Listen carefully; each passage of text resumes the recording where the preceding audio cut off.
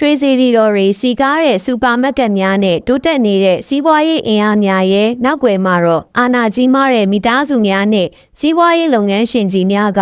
ထိုင်းနိုင်ငံရဲ့ချမ်းသာမှုတွေကိုထိန်းချုပ်နေကြပါတယ်။အခုတစ်ခါမှာတော့2026ခုနှစ်ထိုင်းနိုင်ငံရဲ့အချမ်းသာဆုံးပုဂ္ဂိုလ်10ဦးအကြောင်းကိုတင်ဆက်သွားမယ်ဖြစ်ပါတယ်။နံပါတ်10ဘန်ကောက်ဘဏ်ပိုင်ဆိုင်သူနဲ့မိသားစုအမွေဆက်ခံသူချိုးတေဆိုဖွန်ပနစ်ဟာထိုင်းနိုင်ငံရဲ့အချမ်းသာဆုံးအဆင့်30မှာရှိနေပါတယ်။အရှေ့တောင်အာရှတလျှောက်စီးပွားရေးလုပ်ငန်းချဲ့ထွင်ထားပြီးပိုင်ဆိုင်မှုကတော့ဒေါ်လာ2ဘီလီယံကျော်တန်ဖိုးရှိပြီးထိုင်းနိုင်ငံရဲ့အကြီးမားဆုံးဘဏ်တစ်ခုကိုပိုင်ဆိုင်ထားသူလည်းဖြစ်ပါတယ်။နံပါတ်9ယာဒါနာယကုမ္ပဏီပိုင်ဆိုင်သူဂရိယာဒါနာယကထိုင်းနိုင်ငံရဲ့အချမ်းသာဆုံးအဆင့်9တွင်ရှိနေပြီးပိုင်ဆိုင်မှုကတော့ဒေါ်လာ3ဘီလီယံကျော်ဖြစ်ပါတယ်။ရာဒါနာယကစောက်လုပ်ရေးဘဏ်လုပ်ငန်းမီဒီယာလုပ်ငန်းများနဲ့မြို့ပြကြီးများရဲ့အထက်မြင့်အဆောက်အဦစီမံကိန်းများကိုလည်းလုပ်ကိုင်ထားသူဖြစ်ပါတယ်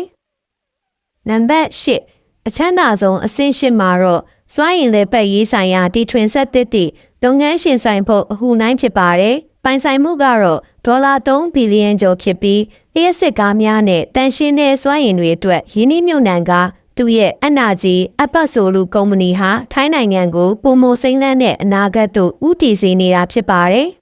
။နံပါတ်9အဆင့်9မှာတော့ CP ကုမ္ပဏီရဲ့တွဲဘက်ပိုင်ဆိုင်သူစူမတ်ချီယာဝါနွန်ဖြစ်ပါတယ်။ပိုင်ဆိုင်မှုကတော့ဒေါ်လာ4ဘီလီယံခန့်ဖြစ်ပြီးစိုက်ပျိုးရေးလုပ်ငန်းမှာစတင်ခဲ့က CP လုပ်ငန်းဈေးဝယ်ဆိုင်များနဲ့တယ်လီကွန်လုပ်ငန်းအထိချဲ့ထွင်ထားပါတယ်။ထိုင်းနိုင်ငံသားတန်ပေါင်းများစွာဟာသူ့ရဲ့ထုတ်ကုန်တွေကိုနေ့စဉ်အသုံးပြုနေတာဖြစ်ပါတယ်။နံပါတ်6ထိုင်းအသက်အာမန်ခံကုမ္ပဏီပိုင်ရှင်ဘာနစ်ချိုင်ယဝန်ကအချမ်းသာဆုံးအဆင့်6တွင်ရှိနေပြီးပိုင်ဆိုင်မှုကတော့ဒေါ်လာ4.5ဘီလီယံခန့်ဖြစ်ကထိုင်းအသက်အာမန်ခံကုမ္ပဏီပိုင်ရှင်နဲ့အရက်ဘီယာထုတ်လုပ်ရေးလုပ်ငန်းများမှအဓိကအမြတ်ငွေရရှိတာဖြစ်ပါတယ်။နံပါတ်9အဆင့်9မှာတော့ဆရာဝန်မှစီးပွားရေးပညာရှင်ကြီးတို့ပြောင်းလဲသူပရာ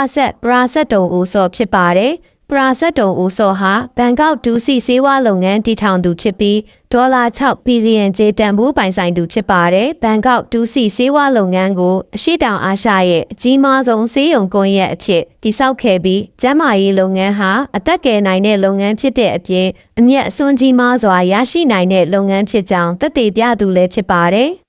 ။နံပါတ်4အဆင့်4မှာတော့ CP ကုမ္ပဏီရဲ့တွဲဘက်ပိုင်ဆိုင်သူတဦးဖြစ်တဲ့ဂျာရန်ချီယာဝါနုံဖြစ်ပါတယ်ဒေါ်လာ9ဘီလီယံခန့်ပိုင်ဆိုင်ထားပြီးစိုက်ပျိုးရေးနဲ့အစားအသောက်ထုတ်လုပ်မှုတွေမှာအောင်မြင်နေသူနဲ့အာရှတလျှောက်တန်ပေါင်းများစွာကသူ့ရဲ့ထုတ်ကုန်ကိုသုံးစွဲနေကြပါတယ်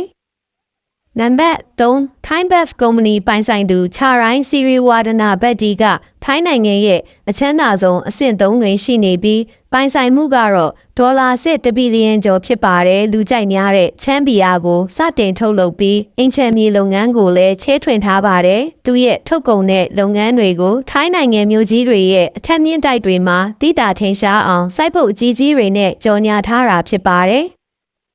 နံပါတ်2အဆင့်2နေရာမှာတော့Gulf Energy ကုမ္ပဏီပိုင်ဆိုင်သူစာရဲဖြစ်ပြီးပိုင်ဆိုင်မှုအားဖြင့်ဒေါ်လာ12ဘီလီယံကျော်ဖြစ်ပါတယ်။ Gulf Energy ကုမ္ပဏီအမှုဆောင်ချုပ်ဖြစ်ပြီးထိုင်းနိုင်ငံကိုအကြီးမားဆုံးဖွံ့ဖြိုးတိုးတက်ရေးလုပ်ငန်းတစ်ခုတွင်ဦးဆောင်နေသူလည်းဖြစ်ပါတယ်